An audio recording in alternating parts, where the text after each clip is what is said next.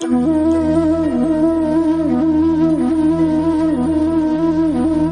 గురుభ్యో నమః. శ్రీమాత్రే నమః. జై శ్రీమన్నారాయణ అండి. ఈరోజు మనం విదేశీ యోగం గురించి మనం తెలుసుకుందాం.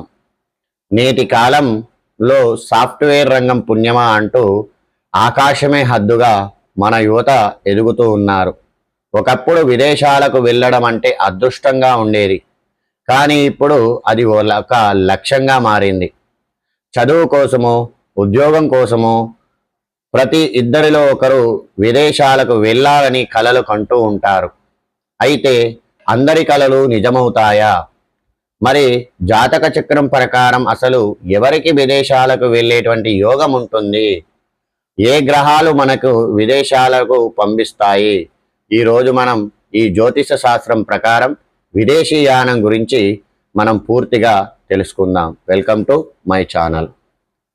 పంచభూతాలు అనేటువంటివి మనకు ప్రయాణ మార్గాలు లాంటివి. పూర్వకాలంలో ప్రయాణాలు కేవలం సముద్ర మార్గంగానే సాగేవి. అందుకే అప్పట్లో కర్కాటకం, వృశ్చికం, మీనం వంటి జలరాశులు, అలాగే చంద్రుడు బలం చూసేటువంటి వారు. ఇప్పుడు విమాన ప్రయాణాలు పెరిగాయి. దీనికి వాయుతత్వం రాశులైన మిథునం, తుల, కుంభం ప్రభావం ఉండాలి. వీటితో పాటు ఆకాశతత్వానికి కారకుడైనటువంటి గురువు అనుగ్రహం కూడా చాలా ముఖ్యము.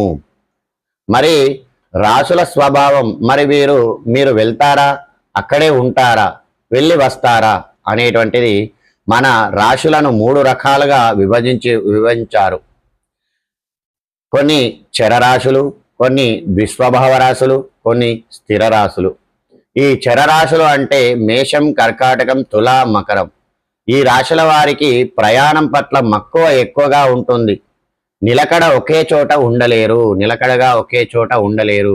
వీరి జాతకంలో గ్రహాలు బలంగా ఉంటే విదేశాలకు వెళ్ళేటువంటి అవకాశాలు 90% ఉంటాయి. ఇక ద్విస్వభావ రాశులు మిథునము, కన్య, ధనస్సు, మీనం. వీరు విదేశాలకు వెళ్తారు, కానీ మళ్ళీ స్వదేశానికి తిరిగి రావాలని కోరుకుంటూ ఉంటారు. ఇక స్థిర రాశులు వృషభము, సింహము, వృశ్చికము, కుంభము.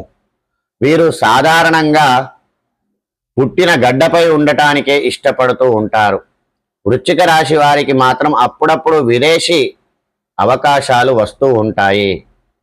కీలకమైనటువంటి గ్రహాలు, నక్షత్రాలు విదేశీ యానానికి కారకత్వం వహించే ముఖ్యమైనటువంటి నక్షత్రాలు శని నక్షత్రాలైనటువంటి పుష్యమి, అనురాధ, ఉత్తరాభాద్ర.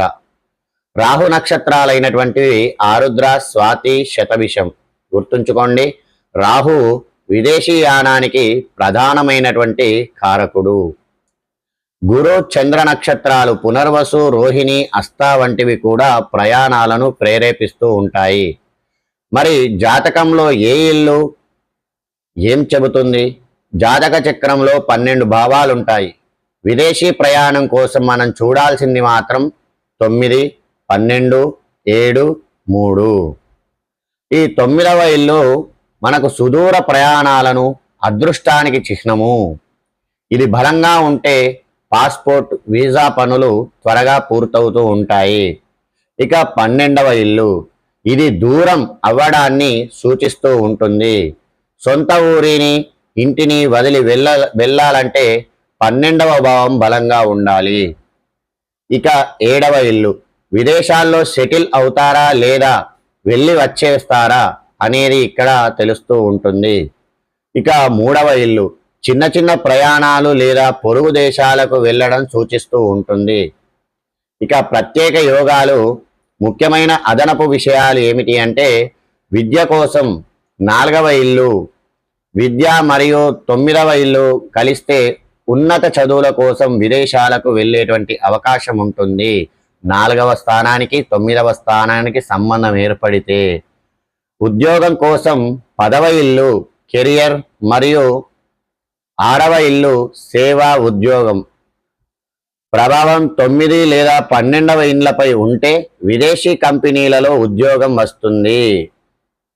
ఇక వివాహం ద్వారా వెళ్తారా? 7వ ఇంటి అధిపతి 12వ ఇంటి అధిపతి కలిస్తే విదేశీ సంబంధం రావడం లేదా పెళ్లి తర్వాత విదేశాలకు వెళ్ళడం అనేటువంటిది జరుగుతూ ఉంటుంది. ఇక రాహు ప్రభావం. రాహు 12వ ఇంట్లో ఉండి శుభగ్రహాల దృష్టి ఉంటే కుటుంబ సభ్యులను వదిలి విదేశాలకు వెళ్ళి బాగా సంపాదిస్తూ ఉంటారు. ఇక విదేశాల్లో స్థిర నివాసం. చాలా మంది అడిగేటువంటి ప్రశ్న, నేను ఎప్పటికీ అక్కడే ఉంటానా, మరి తిరిగి వస్తానా? మీ జాతకంలో 4వ ఇల్లు సొంత ఇల్లు అవుతుంది మరియు 12వ ఇల్లు బలమైన సంబంధం కలిగి ఉంటే మీరు పుట్టిన దేశంలో కంటే విదేశాలలోనే సొంత ఇల్లు కట్టుకొని స్థిరపడుతూ ఉంటారు. 9వ స్థానం 9వ హౌస్. గురువు ఉండి శని చంద్రుల దృష్టి ఉంటే అక్కడే సెటిల్ అయ్యేటువంటి అవకాశాలు మెండుగా ఉంటాయి. గ్రహాలు నక్షత్రాలు మనకు దిశ నిర్దేశం చేస్తాయి. అయితే కేవలం జాతకమే కాదు, మీ ప్రయత్నం కూడా, కుటుంబ నేపథ్యం, ఆర్థిక పరిస్థితులు మరియు దైవానుగ్రహం కూడా తోడవ్వాలి. జాతకంలో దోషాలు ఉంటే సరైన పరిహారాలు చేసుకోవడం ద్వారా ఆటంకాలు తొలగవచ్చు. మీకు విదేశాలకు వెళ్ళాలనే కోరిక ఉందా? మీ రాశి ఏమిటో కామెంట్ రూపంలో చెప్పండి. అలాగే ఎంతోమంది పాస్పోర్ట్ వచ్చి విదేశాలకు పెట్టుకొని ఇబ్బందులు పడుతున్నటువంటి వారికి ఆంజనేయ స్వామికి 21 రోజు ప్రదక్షిణ చేసి ప్రతిరోజు 21 రోజు ప్రతిరోజు 11 ప్రదక్షిణాలు 21 రోజు చేసినట్టయితే మొదటి రోజు ఒక కొబ్బరికాయ కొట్టి లాస్ట్ రోజు చందూర పూజ చేసి స్వామివారికి వడలు చేసి మాలగా వేసినట్టయితే, తమలపాకు దండ, తెల్ల జిల్లేడు దండ వేసినట్టయితే వారికి విజా వచ్చి తొందరగా విదేశాలకు వెళ్ళేటువంటి అవకాశం ఉంటుంది. అలాగే విదేశాలకు వెళ్ళాలి అనేటువంటి కోరిక కలిగినటువంటి వారు ఈ పరిహారాలు చూసుకొని మీరు ఈ సంబంధాలు ఇట్లా చెప్పిన విధంగా ఉన్నాయో లేవో చూసుకుంటే మీరు త్వరగా వెళ్ళేటువంటి అవకాశాలు ఉంటాయి. మీ రాశి ఏమిటో కామెంట్ సెక్షన్లో తెలపండి. మరిన్ని ఆసక్తికరమైనటువంటి విషయాల కోసం మా ఛానల్ని సబ్స్క్రైబ్ చేసుకోండి. వీడియో నచ్చితే లైక్ చేయండి, షేర్ చేయండి, సబ్స్క్రైబ్ చేయండి. నన్ను ఆరాధిస్తున్న మీ అందరికి కూడా కృతజ్ఞతలు. జై శ్రీమన్నారాయణ.